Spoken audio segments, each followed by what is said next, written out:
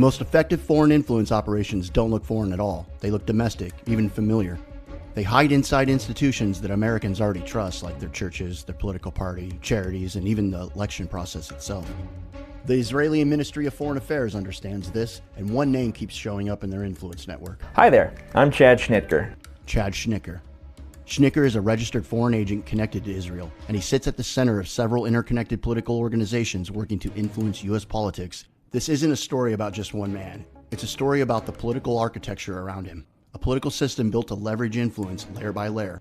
I'm going to show you how an Israeli network uses Christian voters, political nonprofits, campaign infrastructure, and ballot harvesting to achieve their policy goals. And it starts inside the church. Layer 1, targeting the voter. You might already be familiar with Schnitger's company, Show Faith by Works.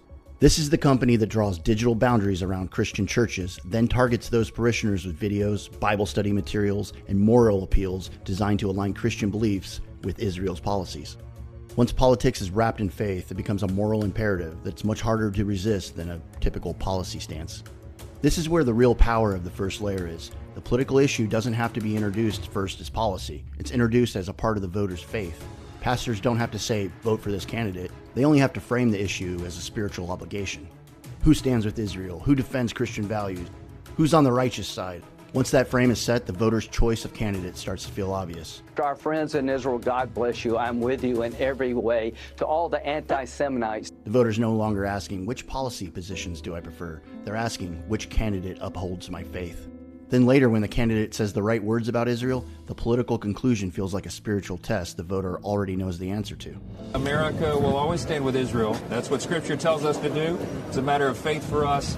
Once that voter has been reached through faith, the next question is, what happens when faith becomes political pressure? Layer 2, pressure. Layer 2 is where the ethical and legal questions become harder to ignore. This is where Greystone Public Affairs and the Faith and Freedom Coalition of California enter the story. The Show Faith by Works FARA documents show that Greystone Public Affairs was paid several $1,000s for payroll by the Israeli Ministry of Foreign Affairs. But for some reason, they're not registered as foreign agents with the DOJ.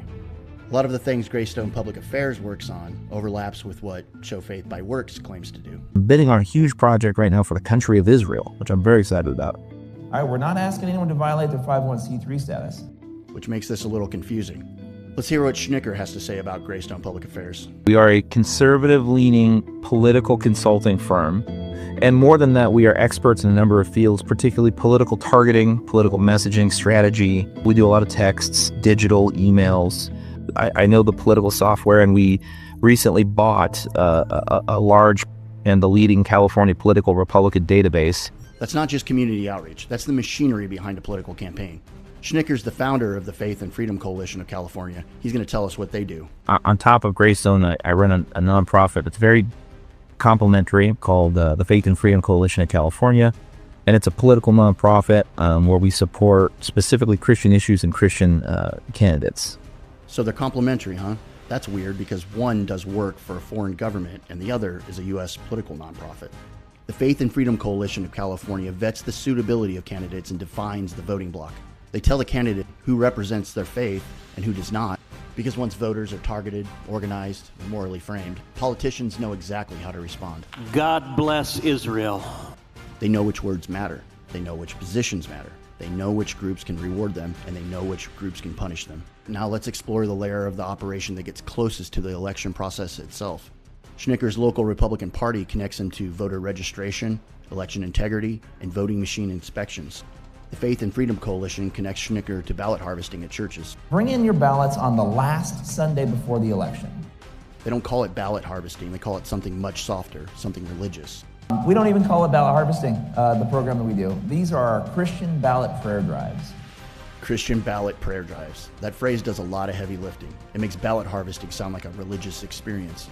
Pastors gather the congregations for a prayer drive. Parishioners bring their ballots to church on the last Sunday before election. Then pastors pray over the ballots, which are in a secure storage box provided by the Faith and Freedom Coalition of California. That means the church becomes the ballot collection point. The pastor becomes the trusted validator. The ballot box becomes the object of prayer.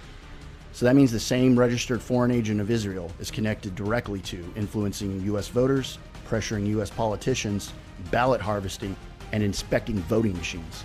That's how Israel conducts at least one psychological operation in the U.S. They do it with Americans. Some are witting, while others are not.